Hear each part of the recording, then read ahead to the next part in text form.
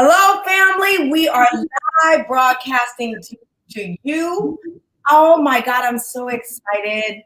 I have an opportunity to interview someone who not only who I admire and respect, but I know their history. And when you know somebody's history, it precedes itself. Oh, fam, you are in for a treat. I'm going to give y'all some time to get on in here.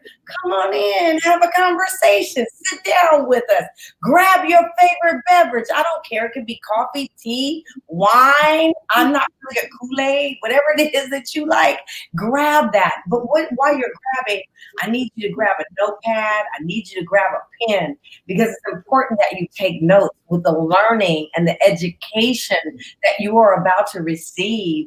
I am so excited. Mr. Terry, I'm going to introduce you in a few minutes, but how are you doing today? I'm good. You know, it's a busy time, but no, I'm good. And it's a pleasure to be here with you, Cheryl. Thank you, sir. Thank you. Well, I want you to know we're live. So one of the things I always do just to make sure, and sure enough, here we are on Facebook. We are live. And you know, the big thing that I try to do, you know, Terry, I don't know if I'm in denial or not, but you know, I don't wear my glasses like I should. Without them, I really can't see, but it's okay. We're going to work with that today. I'm going to share on my platforms because I want to make sure I get you as much exposure as I possibly can. So I'm just tagging some friends that I know that follow me and that support me and that would welcome this amazing conversation that we are about to have. Welcome, everybody. Happy Thursday, happy Thursday, happy Thursday. And how are you doing? Not to steal Wendy Williams' line, but how are you doing? How are you guys doing in the world today? We have so many things that are, I don't know, at stake that's out there, but I think it all starts up. It doesn't matter what's happening in the outside world. First, it starts with you, and it starts with your own mental capacity. And that's why we created this platform, is to empower, to educate you. I believe in not extending a hand because a hand is only temporary. I extend an arm. What does an arm mean? I'm committed. An arm means we're giving you access to low-risk funding. We're giving you resources and training like you're getting today and digital mentorship like you're getting today. Yes, this is the platform for you to come learn, to come empower yourself, and to come grow with me. Our goal this year is to reach 50 million women, and I am so excited. Okay, Terry, I think I shared about 10 platforms, so I think we're good there. So I'm going to go ahead and I am going to get started. First and foremost, I don't know how everybody's doing today, but I hope you're doing well. I'm so excited. I want to thank everybody for your continued support. I can't tell you how many emails I get, how many text messages I get about how this platform is changing people's lives. And for that, I thank you because you validate for me the work that we're doing and the importance of the work that we're doing. And I always want to make sure that we're giving back to you.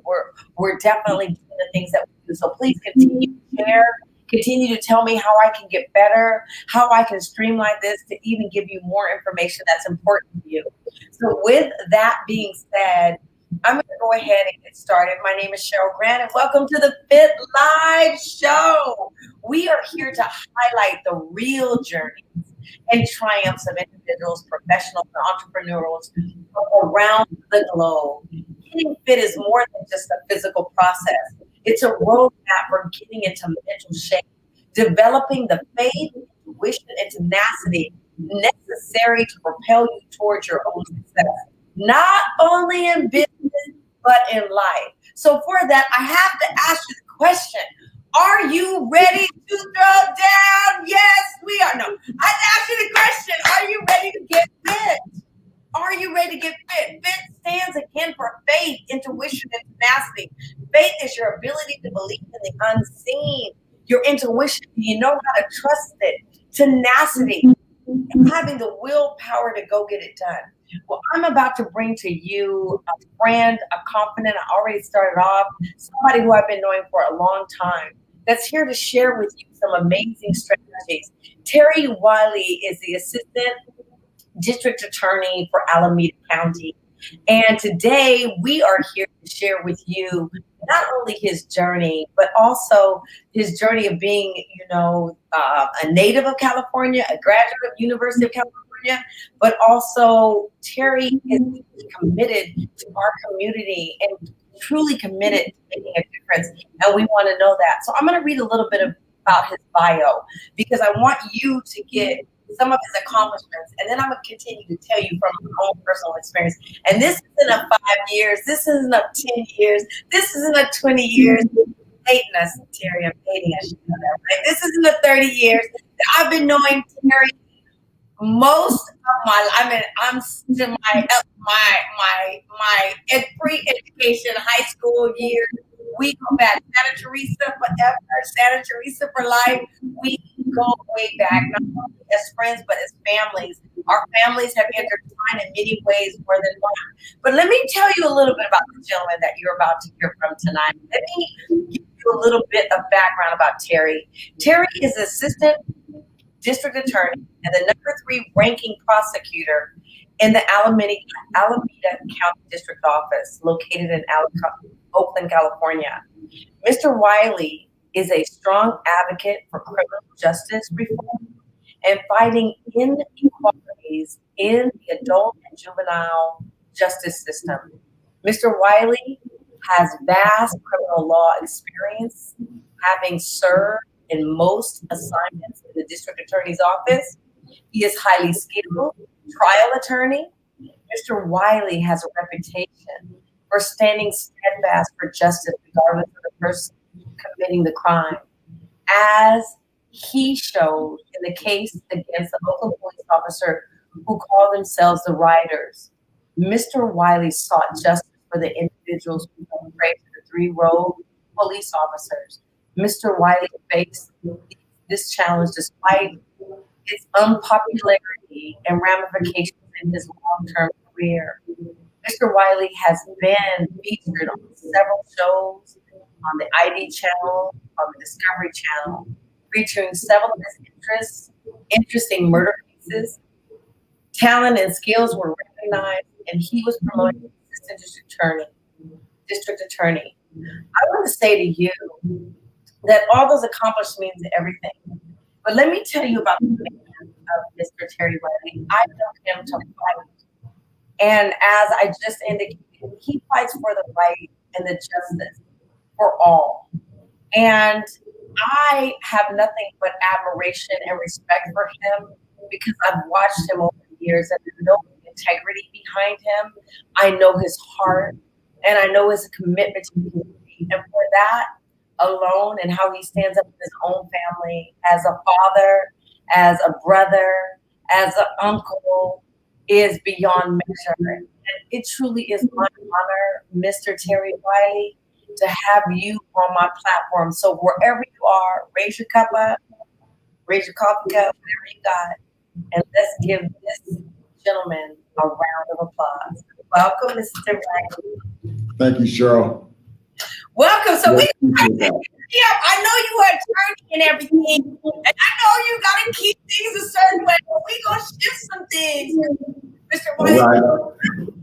People to understand, yes, you are very committed to your craft. And yes, you're far beyond educated and capable and all the things that you do, but you're an amazing human being. And I just want to know, Terry, I started this platform because I really wanted to highlight individuals such as yourself and others who are really out in the world doing some amazing work.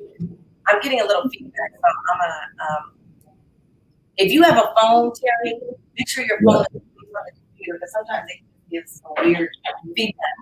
I want to, thank you. I want to say to you that I am so impressed, but I got to ask the question.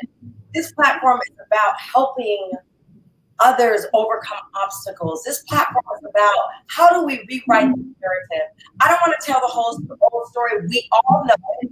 We don't need to repeat it. We're writing a new narrative to show the world all the amazing people that are out there that you don't have to look. It's not made up. There's so many amazing human beings that are doing great things like yourself.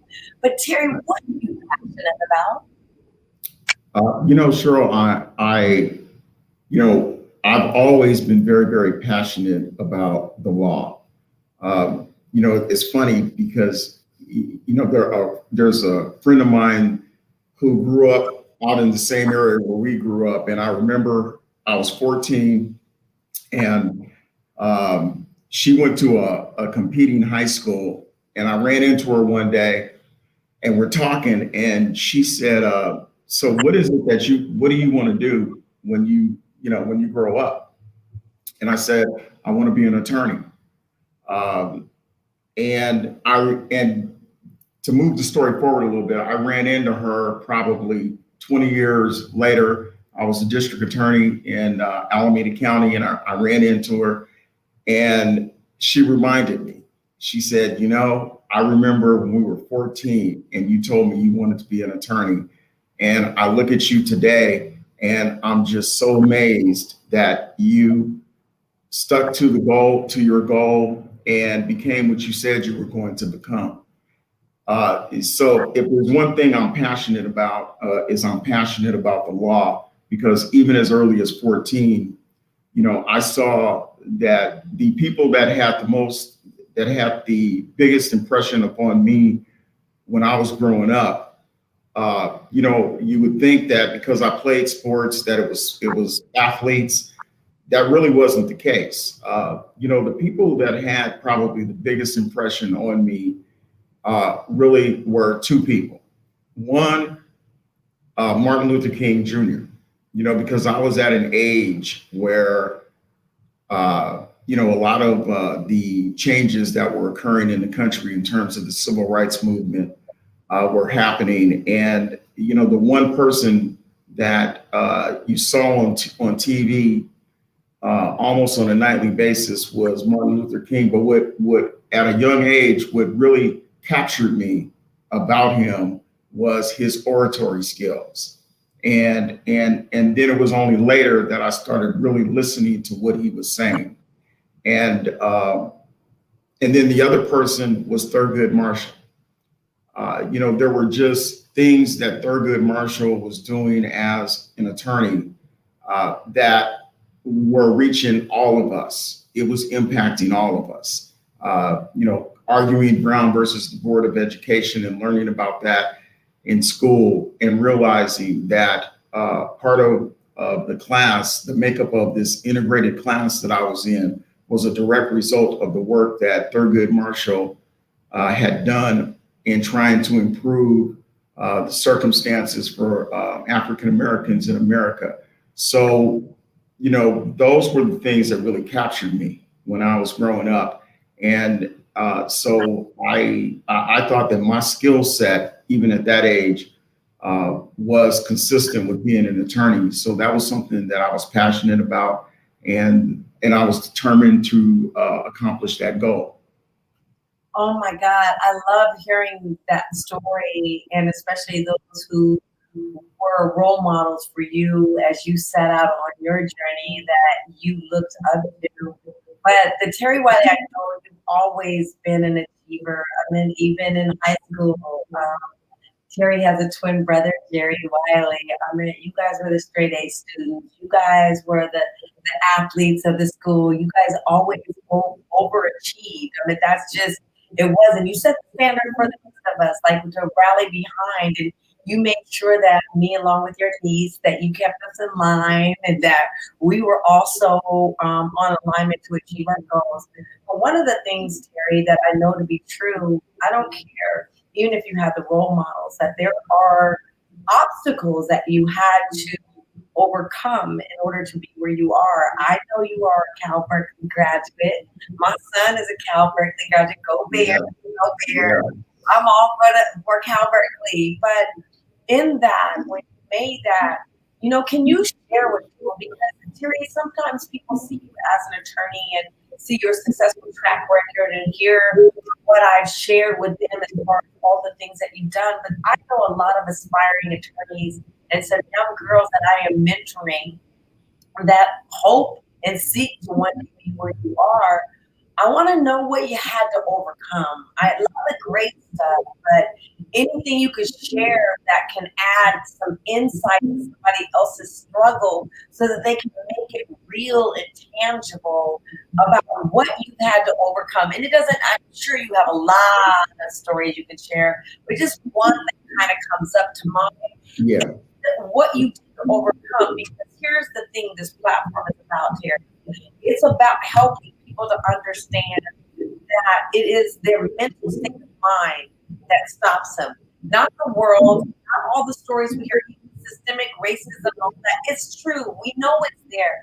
But Terry, at some point, they say the definition of insanity is to continue to do the same thing and expect a result. At some point, we have to rise above that. At some point, we have to collectively rise above. So what advice can you share in that regard? Yeah, okay, but sure, I'm going to answer that question, but before I answer that question, I do want to say that, I've known you for years, and, we grew up in the same area, and you were in my niece's age group, which is, 4 or 5 years behind me and my twin brother. You mean I'm young? I'm older? I'm younger than you? Yeah, you're younger than me. Unfortunately, I gotta admit that. But I'm so proud of you. Thank you. Because I know where you two come from, and I know what you've been able to do with your life. And your son went to Berkeley and was a track and field star at Berkeley. And I'm just so proud of your accomplishments and what you've been able to do with your life. So let me just say that. But I would say that my biggest hurdles were the fact that, I came from a very large family. I have 7 brothers, 4 sisters. And my dad, and this is before, I ever met you, Cheryl, but my dad passed away when I was 7. So my dad was a career military man and had suffered some injuries in the military, and eventually they took their toll on him, and he passed away when I was 7. So my mom was left alone with 8 of the 12 kids at home. And she had to work to maintain and keep us together as a family.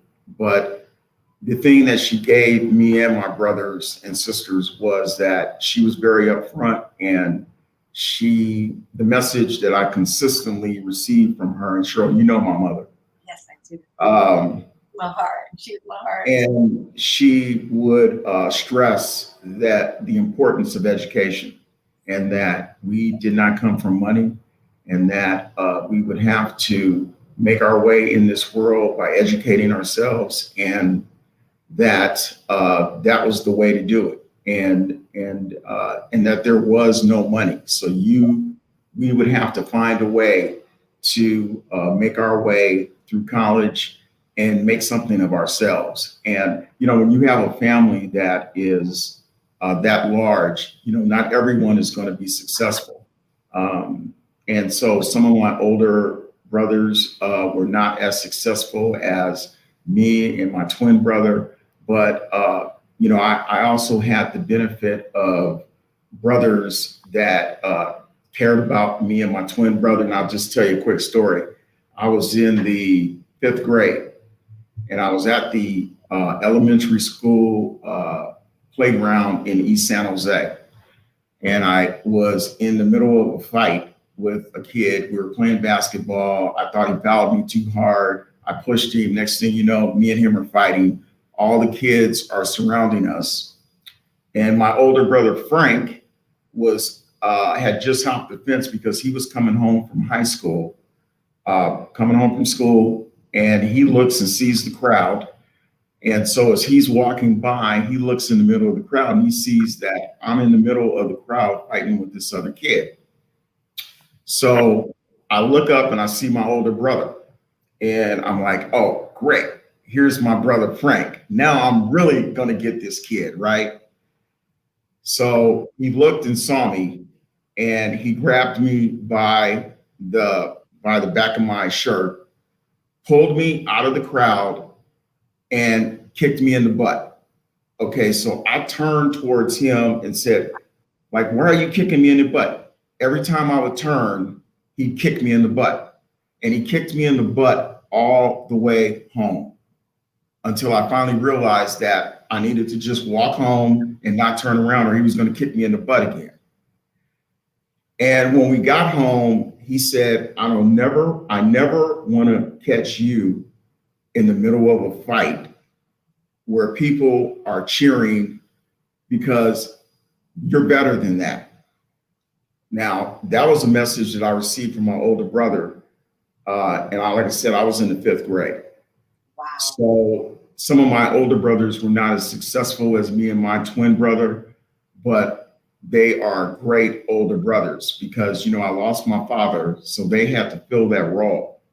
And so I was very, very lucky to have the kind of brothers that I had growing up. But, the center of our world was my mother in that, and the lessons were that nothing was going to be given to us, so that we had to work for everything that we received. And so that when you met me and my family, we were kind of well on our way in that those lessons had been drilled in us. And which is why we were very, very motivated in high school and to be successful. But, we were also felt a sense of responsibility for you, my nieces, making sure that, as we were all going to school, one, that nobody messed with you guys. And that that's true. That's true. Well, we made sure nobody messed with you guys, and that we were all moving in the right direction. And so how close our families were, and your brother Daryl, who was, and I'll just say this, Cheryl's brother Daryl was one of the best basketball players in the city of San Jose. So those were the lessons, and those have stuck with me, throughout my life. Oh my God, that's so much power in everything that you said, because if any young people are listening out there, it starts all with our upbringing and really having those that are mentors for us. And that's what this platform is about, being a mentor platform, a mentorship platform for those who are seeking like minds to elevate their game. And what Terry just told you is that he had a certain level of excellence that he had to adhere to. His mother was like, nothing's going to be given to you. You know what? You're going to have to earn this. And the expectation is that you will rise. And I think we have to have that expectation as a culture and as and particularly as a culture and a community, that there are no exceptions to that rule.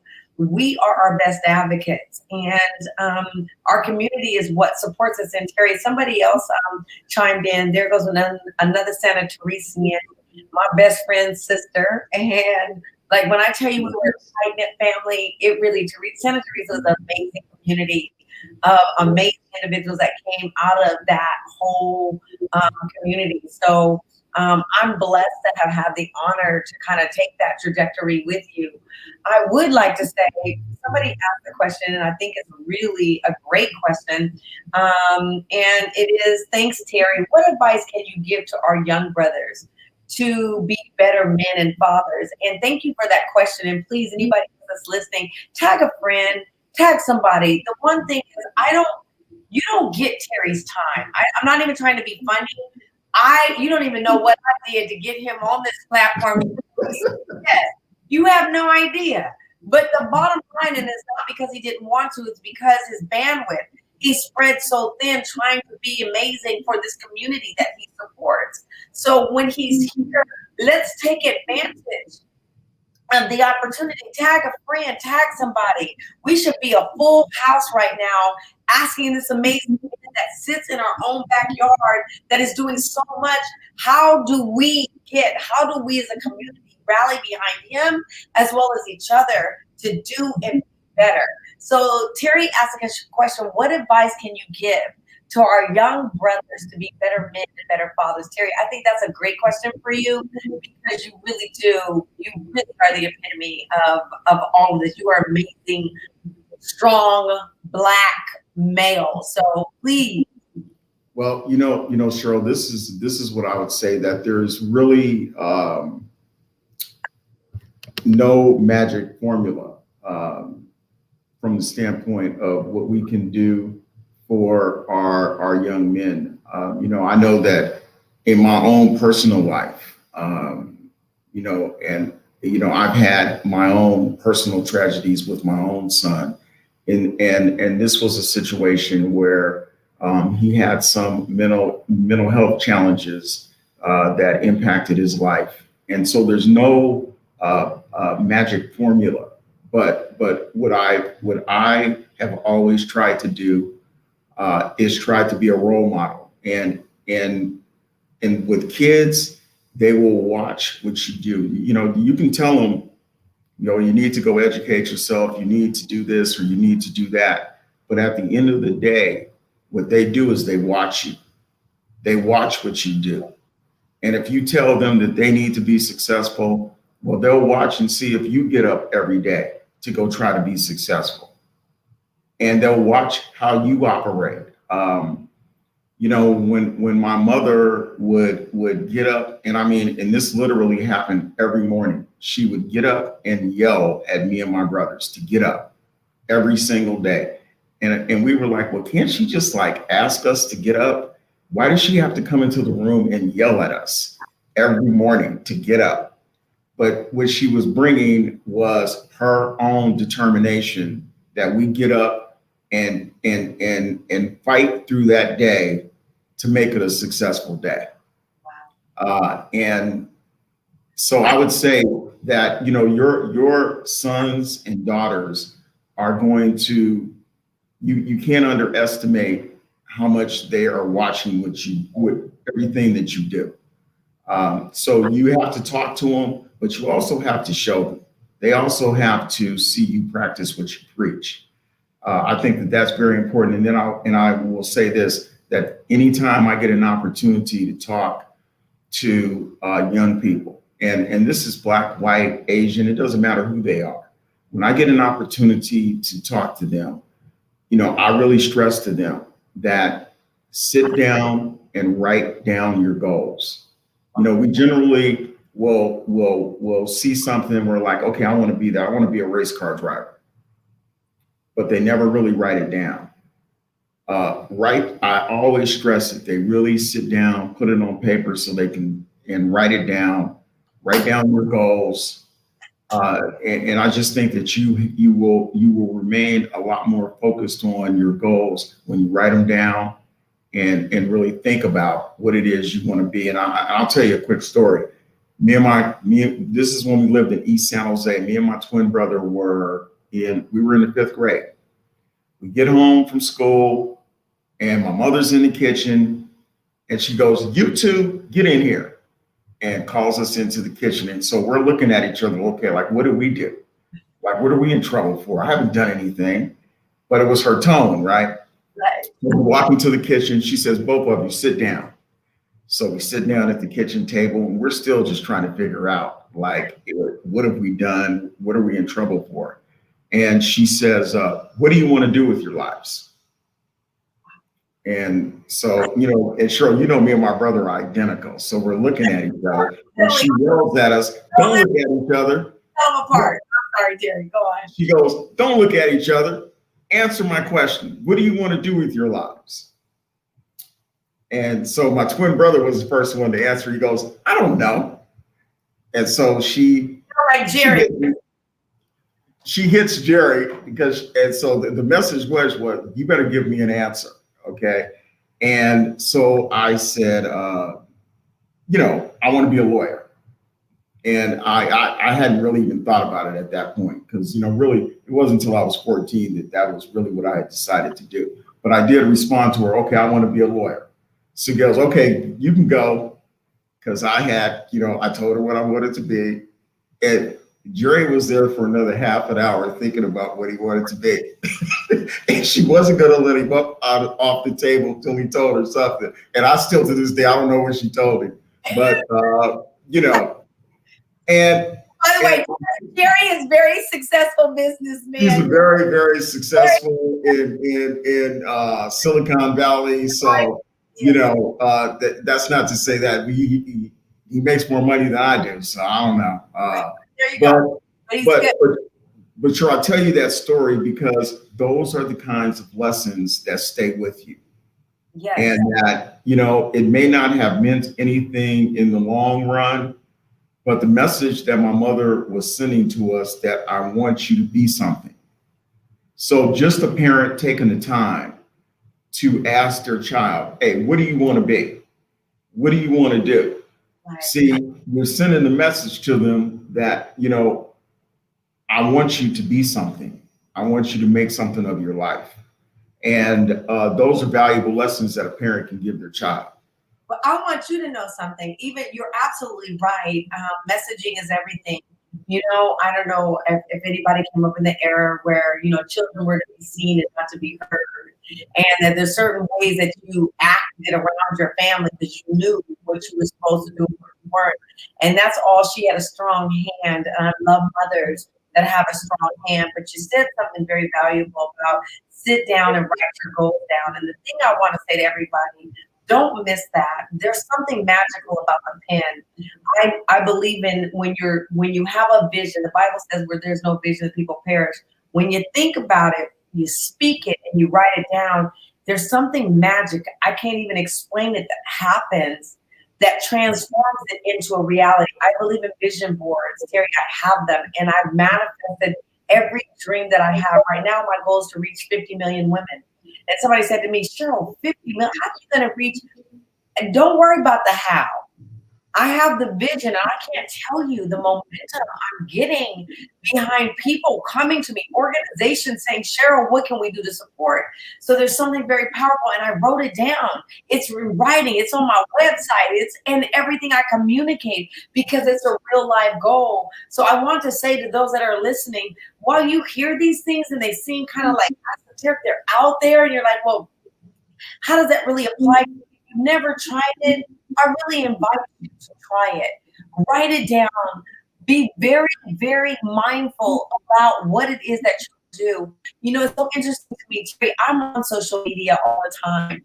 And one of the things with my goals, I'm on here and I use the platform to promote the work that I'm doing. But I have a lot of people like, I wonder, like, how many hours do you spend on social media and what do you get from it?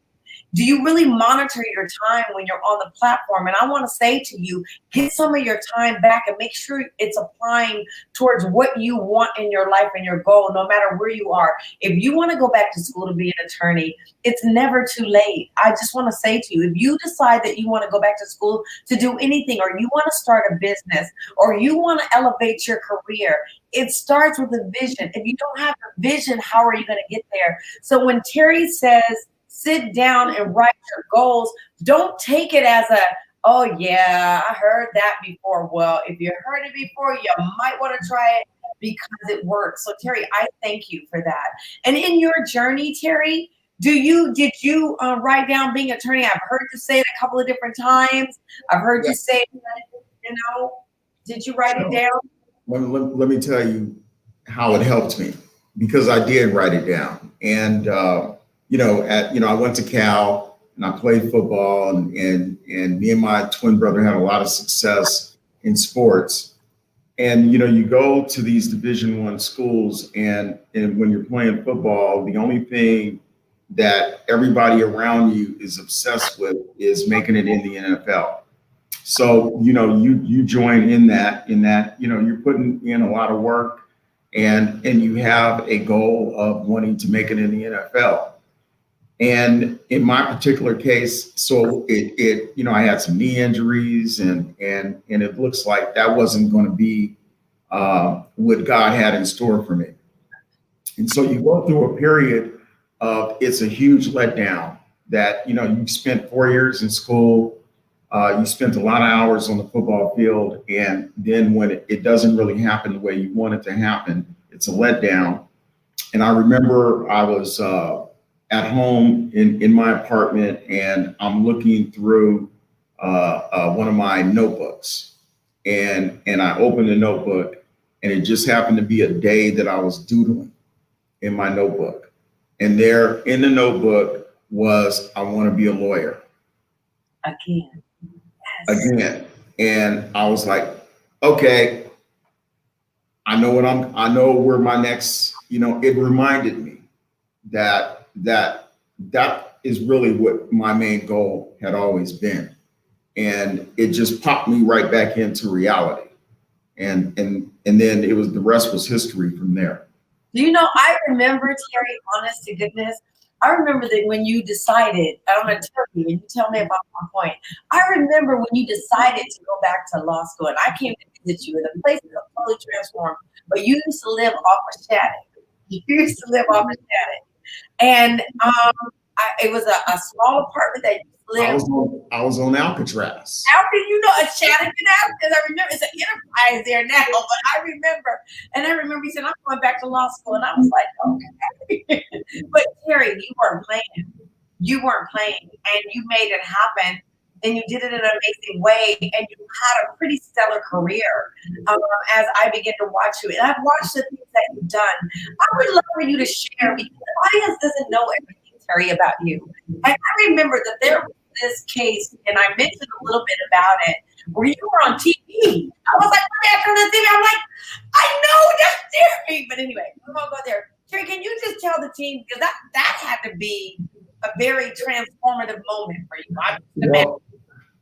Cheryl, so how it goes in the district attorney's office is, you start your career, and you start off kind of handling misdemeanor cases. And then after about 3 years, you then move up to felonies. And then if you show some, a certain level of skill, then you start getting the bigger cases and the more complex cases. And, having a sports background, I've always been very competitive. So, when it came to big cases, well, I always wanted a big case because I'm just competitive like that. Yes. And but you also had to show a certain skill level, because they're not going to just give you a case because you want it. And fortunately, I think I showed a certain skill level. And probably the most interesting case that I received was the Sarah Mitchell case, and it was a case where two sisters and their mother lived in a house in East Oakland, and the mother passed away, and so the two daughters were left in the house, and the one daughter was very industrious, hardworking, and just was the mother's pride, very successful, and the other daughter was not as successful. But they all looked alike. Everybody looked, you could tell they were siblings, and some people would even have a hard time telling them apart. Well, one sister kills the other sister, chops the body up, puts her in the freezer, lights the house on fire to try and collect the insurance, and assumed her sister's identity, took all of her sister's money, and crazy case, right? Yes. So, she got caught when she lit the house on fire. She got caught inside the house and wound up suffering some burns and had to be taken to the hospital, where she was assuming her sister's identity. Long story short, they eventually found the sister's body in the freezer, and I wound up taking that case to trial, and was successful in prosecuting that case. And she had killed her sister, and so all of the news magazine shows over the last 15 years have all done stories on that case. So I've been on Discovery Channel, the ID channel. Every time there's a new show that wants an interesting case, I get a call from some producer saying, "Hey, we want to do a show on that case." So, but those are just some of the interesting things that happen over the course of your career as a prosecutor. And, but I've also had the cases that nobody else really wants. And it winds up being a big case. And so I'll just tell you, when you're faced with those circumstances where you have a big case, it's a case that really, nobody really wants the case, and you wind up with the case, you have to have a very steady back. You have to be a person of true principles, because a lot of what you will face, you will have to rely on that very, very steady back, and you will also have to rely on your principles. And that as long as you know that the decision you made to take the case and move the case forward is based on your principles as a person, and based on your values that you've been raised with, and your ethics as a lawyer, then you can do what you need to do, but you'll be tested, and the end result will tell you whether or not you possess the proper ethics, the proper values, and the proper principles. And so I was faced with that situation, and I had what it took. Ultimately, we did not get convictions in the case, but at the end of the day, we had to have someone who was willing to step up and deal with the situation where it needed to be dealt with. So, well, I love that, and there's so much richness in that. If I can start to peel that onion back. And in terms of taking things that necessarily are not always the glamour. I mean, everybody wants to be at the top, but nobody wants to do the work to get there. Everybody wants to lose weight, but they don't want to go to the gym. There's this thing like, you got to do the work if you want the results. And it applies to everything. This whole platform is about being mentally fit. You have to have the fortitude. You have to have the fortitude. He said the back, same thing as the backbone in order to elevate to your next level. I think so often, Terry, in life, something happens and then it becomes us, and it doesn't have to. What happened is what happened. How do you leverage that in order to build upon it to get better? Life is about lessons. It's about lessons, and everything that comes to you is an opportunity if you allow it. Or you can look at it as something that is meant to harm you. Like, for instance, Terry, I don't really want to go, we don't have to go real deep, but here's my thing. Even with this whole police reform, I know that there's so many people all over the map in terms of what they think about it, why they think they should do it, why they think we shouldn't do it. And here is my stance in life, and I don't care what it is, Terry. I'm all about doing what's right, like spiritually speaking, what is the right thing to do? There's a right way to do everything. I don't care what it is. And wrong is wrong and right is right. To me, there's no gray areas. Do you feel the same way about that, or do you have a different opinion than I? No, I completely agree with that. Cheryl, I think that when you look at our criminal justice system, as an African-American man, I bring a different perspective to the whole conversation of criminal justice reform. And let me just tell you a quick example. I went to Cal to play football, and my twin brother went to UCLA. And I remember when he got to UCLA, we had never lived in Los Angeles. Right. And I remember calling him on the phone and asking him, hey, how are you liking LA? And how's everything going down in LA? And he said, oh, it's great. I'm enjoying it. I'm loving UCLA. But he said, all of the people that are from LA, all they talk about is watching out for LAPD. And which was that was something that was new to me and my brother, because, we didn't really grow up, having that at the forefront of what we worried about on a daily basis. So that was really the first time, and we were 19 at the time, and that was really the first time that we ever really even had that discussion. We didn't have that at Santa Teresa, did we? No, we didn't have those discussions. And so that was the first time that, I really even thought about, do I have to worry about my brother being pulled over by LAPD? And, the LAPD at that time was the LAPD that folks in Los Angeles were complaining about. But now fast forward to where I am today, I think that when you hear about the discussion of our criminal justice system, really kind of on both sides, the arguments are made with a little bit of what I call a false premise. So, on the one hand, you have people that are concerned for safety. And, when they hear about, violent crime occurring, they of course, they want to feel safe in their homes, and they want to feel safe when they leave their homes.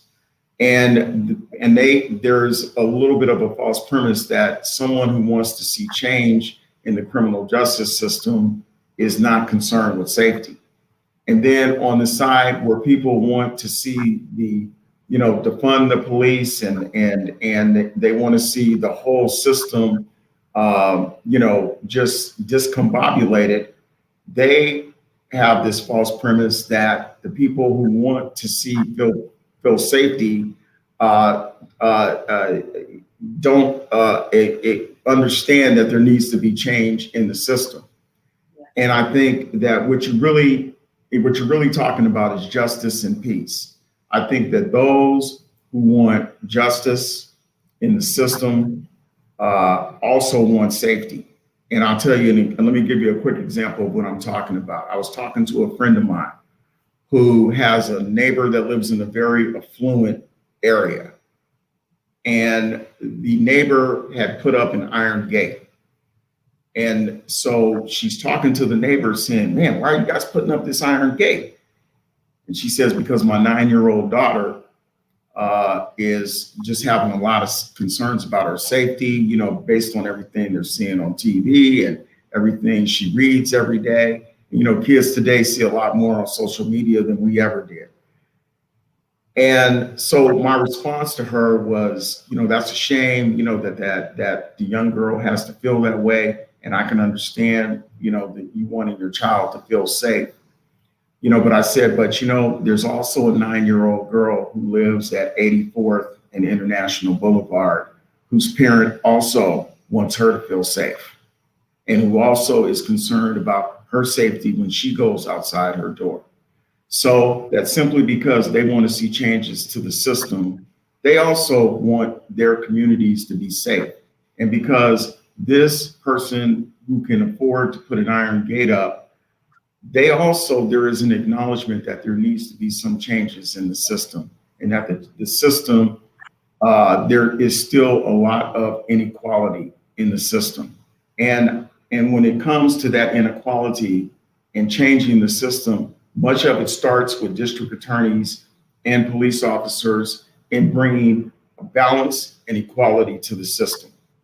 And that's what I've always been about as a district attorney.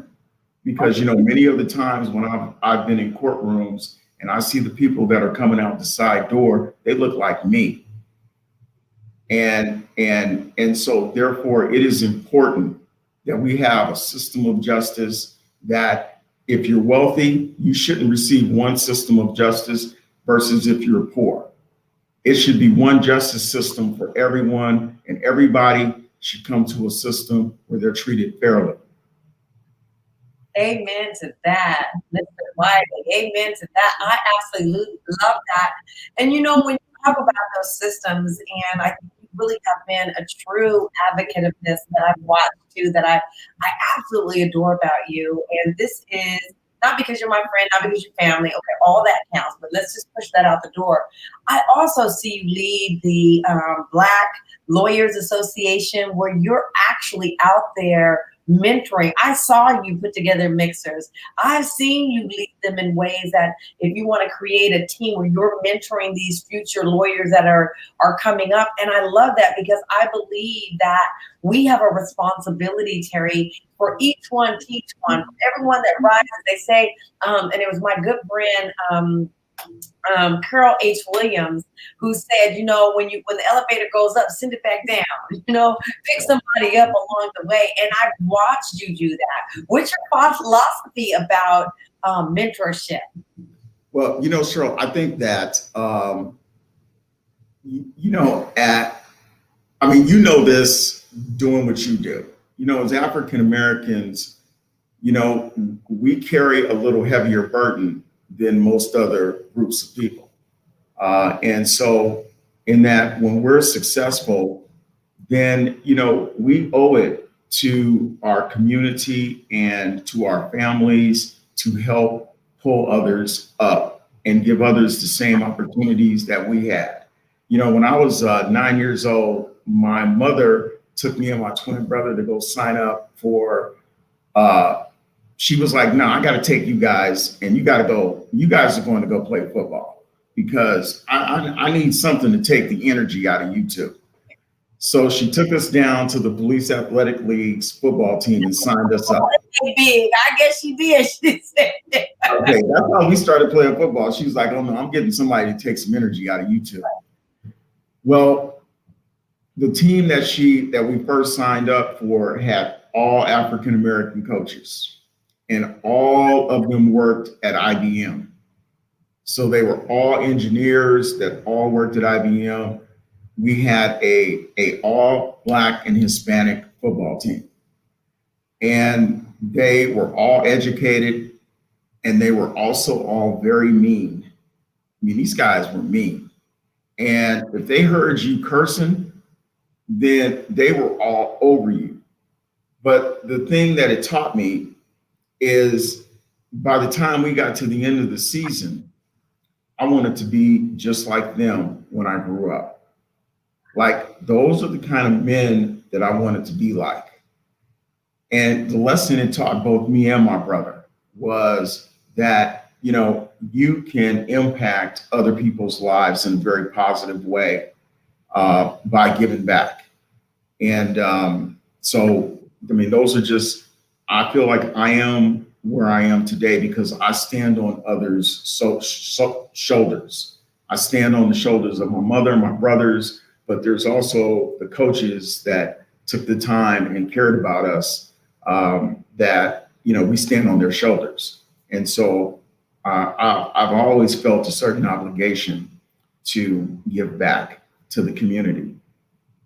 Oh my God, Terry, you know, I love you already. Now I'm just melted over here because it's just so near and dear to my heart. I have probably over 100 inlays, probably 20 that I'm actively in their lives. And I learned so much from them, Terry, as much as I pour into them. And if they call me right now, I'm there because I wish I had that for me when I was coming up. So I am so grateful for you. The question that I have now, Terry, really is, you know, I don't know what's next for you, but I think you're amazing. And the work you're doing is amazing as a district attorney and as a prosecutor. And that's not an easy role to do, Terry, because everybody want to look at your role as you being the bad guy. I don't know if you get that or not. I don't look at that way. I love you. But a lot of people do because you're the bad guy. And I thank you for your service. I thank you for all the things that you have poured into Alameda County in particular. And I've watched your career progress, Terry. And I just want you to know your community loves you and we support you and we're behind you 150%. If I had to ask the audience today, Terry, how can we support you? How can we support you, Terry? You know, on Monday, I'm gonna have an announcement that's coming, and it's an exciting announcement. Oh my goodness, you guys heard it first here on Fit Live. He has an announcement. Can I say that again for the people in the back? He has an announcement. Oh my God. And so when you hear it, you know, what I need is support. Okay. And I need your support. I need the community's support. Because I believe in what I do. I'm somebody who has been extremely vested in our criminal justice system to try and make it a better system for everyone. And it's something that I want to continue to do. I think I still have a lot to give. So, what I need is everyone's support. Okay, so we have an announcement on Monday. So Terry, you got to help me out. So a couple of different things. Can you call me so I can go on live and announce it? Yeah, absolutely.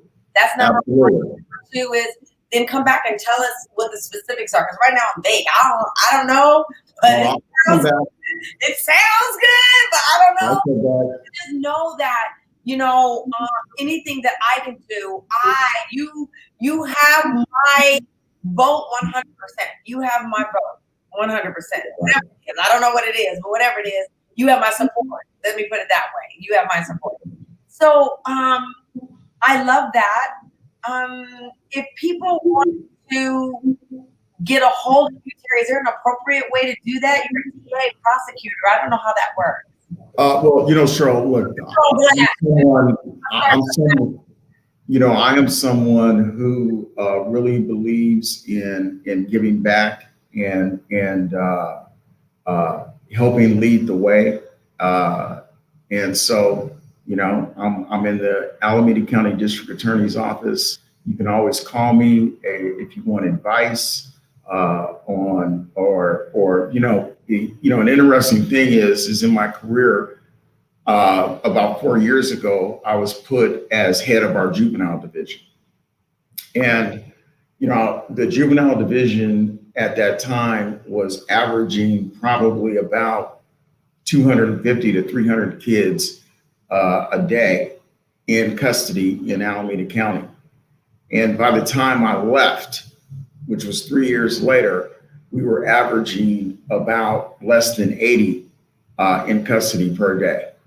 And, that we accomplished that through working closely with the probation department and the judges that were at the Juvenile Justice Center. But, the whole idea was that we have to change the paradigm of what's going on with our juvenile system. And I think we made some real positive changes to the juvenile system. There were kids that were coming into the system that shouldn't be there. And you just have to have you have to understand that we can't stay pat with the status quo. We can't keep a system where we have kids coming in and out of this system, and 70% of the kids are there because of nonviolent property crimes. What are we really accomplishing by having some kids sitting in custody for a nonviolent property crime when we can have that kid out of custody and in school and doing other things to try and, make sure that the kid is responsible for his or her actions. But there are alternatives to having someone sit in custody in the Juvenile Justice Center. So we were very proud of what we accomplished as the head of the Juvenile Justice Center. And those are, the kind of changes that I think we have to continue to make to this system so that everyone feels that, we're involved with a more equal and just system of justice. Oh my God. One of the things I love about what I do, Terry, is because I get opportunities to talk to some of the most amazing people. And you are at the top of the list. And even though I consider you beyond just a guest, I consider you family. You already know that. And so this just warms my heart. One of the things I love is that I get a chance to interface, but the thing that I like the least is the time just flies. Like we're already at almost nine minutes. And I try to be punctual, not only for the people that are on board, but for you because of how your time. And I know you cut out some time for us today to have this dialogue. I want you to know my heart is warm. And I have a last question for you, but before I do, I'm going to make some announcements. I'm going to give you the question so you can start thinking about it. And the question that I have for you, if you had one piece of advice that you wanted to share with my audience, I would love for you to think about that. But before you do, I want to say to everybody on this Fit Live platform, thank you for your support. Thank you for showing up for me every week. Thank you for understanding and getting the value of what I'm doing here for you. If you have ideas that you would like to see me implement, please do not hesitate to send me an email at admin@cherylgrant.com.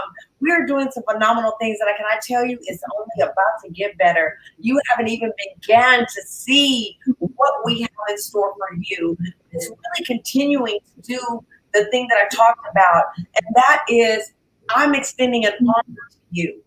Access to resources, access to funding, resources to training, and digital mentorship. This is a form of that. You get, for those of you who don't know, Terry, you don't have access, you get to come to a platform to hear real life issues with real life individuals that give you anecdotal ways in which you can rise and become better. It doesn't get any better than it is for me, but it's about you being able to apply. And there's a lot of people who are saying things. Thank you, Tammy. I appreciate you guys for showing up and being here. Thank you, Michael. See what love the fam. Yes, thank you. 06 Pratt, y'all Pratt brothers. That's how y'all do it. I want to on this platform next week. We're going to be having Mark Evans, who's with Next. He's a venture capitalist, so please do. He's in venture capital, so you want to definitely chime in. If you are a business or an entrepreneur and you're looking for funding, he has some tips for you. We have a whole lineup for you for the next couple of months. We're coming to you with so many great things, more gift boxes, more giveaways. I want to say how you can support me is this. Please do log on to Cheryl Grant Live. There goes Mr. Lee Rosette. Great conversation, fam. We have been there for our youth. Absolutely, absolutely. But I want to say to you that we here at Fit Live are truly about making a difference. We have some great things. You can help me by subscribing to my YouTube channel, signing up for my newsletter. My goal is to reach 50 million women. I can't do it without you, but I can definitely tell you we're on the way. We got some great announcements too. Just like I'm going to be coming back to you with Mr. Terry Wiley to give you some advice. So I want to thank you. Please subscribe to my YouTube, like me on Instagram. We're trying to hit that threshold. Please help us go over the mark. And I just can't thank you enough again and again for you showing up every week and supporting me. Now, Mr. Terry Wiley, what is that piece of advice that you would give to the audience today? Okay. So this is the advice I would give is, sometimes life can look great for an individual. Like you might look at me and you might say, man, that guy has it all. The guy's had a great life. He's had a lot of success. But, we're all susceptible to those challenges in life. And those challenges that you never in a million years thought you would have to face. And at the end of the day, what will sustain you is, I'm not super religious, but I believe in God. And, so your spiritual beliefs, your principles, they'll sustain you. They'll sustain you through the challenges. And then at the end of the day, nothing can replace family and friends. They will always hold you up. And it is during those times when you are having your biggest tests, that's when you really find out who your true friends are. And, your family will always be there. So that would be my advice. Oh my God, you guys, that's some powerful advice. That's some powerful advice. And I would just add to Terry, thank you for saying that because, at the end of the day, my mentor is Les Brown, and he always tells me how you do one thing is how you do everything, Cheryl. So do it with integrity and do it with a sense of pride and a sense of joy and that tenacity. Faith, that's your belief. Intuition, trusting yourself, and tenacity. You just got Fit Live in 100% color. Mr. Terry Wiley, thank you for being here. Thank you.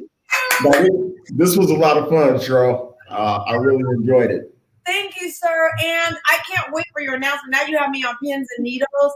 But Michael said that's some grown folk advice. That part right there. That part right there, Michael. That part. Grown folk advice. But that's what we're up here. We're up here to elevate.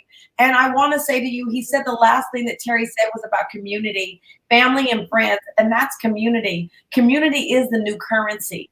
And the more we come together, the stronger we are. And I'm so excited. This is my tribe. I love my tribe. Terry, thank you. Thank you. God bless you. I wish you the best in everything you do. And I can't wait till Monday. Is it going to be 8 o'clock? Is it going to be 9 o'clock? Is it going to be 10? When you going to make that now, girl? I got to wait up and be on pins and needles till Monday. You'll hear about it. You'll hear about it. Okay. Sure, we'll definitely be in touch. Okay. Well, thank you, everybody. God bless. Have a great rest of the day. All right. Thank All you. right, Cheryl. I'll see you later. Okay. Bye-bye.